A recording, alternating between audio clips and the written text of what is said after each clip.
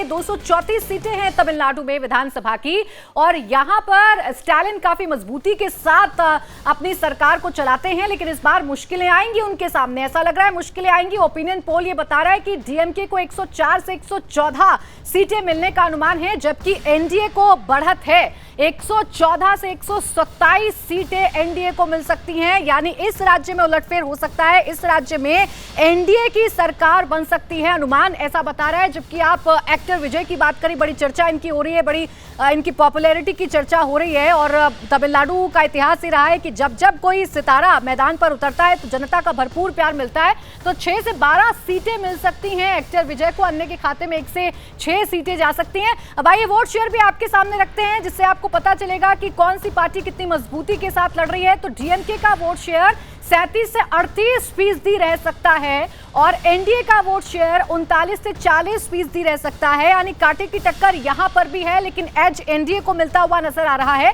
जबकि आप एक्टर विजय की पार्टी टीवीके की बात करेंगे तो 14 से 15% का वोट शेयर झटकने में कामयाब हो सकते हैं एक्टर विजय। टीवीके को 14 से 15% का वोट शेयर मिल सकता है, जबकि अन्य के खाते में 10 से 12% का वोट शेयर जा सकता है। लेकिन ये उलटफेर है तमिलनाडु की, अगर सियासत का बात करें तो ये उलटफेर है। यहाँ एनडीए की सरकार बन सकती है। 39 से 40% का जो वोट शेयर है वो मिल सकता है एनडीए को, जबकि डीएमके की बात करें तो 37 से 38% का 1% का गैप है। लेकिन सीटों की बात करें तो यहाँ भी सीटें 3-4 सीटें ही आगे पीछे हैं। कांटे की टक्कर डीएमके और एनडीए गठबंधन में देखने को मिल रही है। मनोज जी, तो उलटफेर हो रहा है, अगर ऐसा हो रहा है इसकी उम्मीद भारतीय जनता पार्टी ने लगाई थी? देखिए, तमिलनाडु की राजनीति में हमेशा जो अभिनेता होता है वो कहीं ना कहीं प्रभावित करता है। ऐसे कमल हासन भी आए थे और रजनीकांत भी आए थे, लेकिन वो अपने कैरियर के सबसे लास्ट समय पे आए थे, तो बहुत ज़्यादा वहाँ पे राजनीति को प्रभावित नहीं कर पाए थे। लेकिन विजय क्या है कि जैसे उनके कैरियर का शुरुआत हुआ और वो पीक पे थे, वो राजनीति में आए।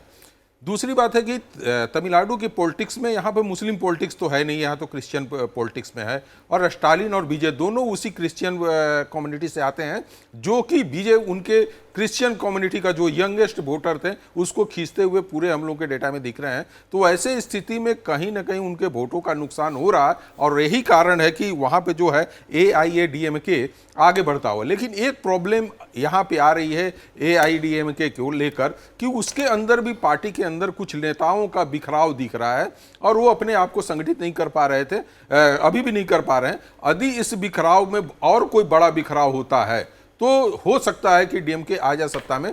लेकिन अभी तक का सिचुएशन और जिस तरीके से आपसी समझौते होकर दोनों अलायंस आगे बढ़ रहे हैं, तो हमें लगता है कि एनडीए जो है वहां पे जीतेगी। दूसरी बात है कि कांग्रेस जो पिछले 5 सालों में साथ रहते हुए, सरकार के साथ रहते हुए और उनके समर्थन पर चलते हुए भी कोई बड़ा काम नहीं कर पा रही है, लोगों के बीच में अपनी पॉपुलैरिटी नहीं बना पा रही है, चाहे लीडर्स के रूप में करें या कोई मुद्दे को लेकर वो बाहर लेकर आए। सरकार के साथ रहते हैं, और जब एंटी इनकम्बेंसी बनता है तो उसके अलायंस को भी इफेक्ट करता है।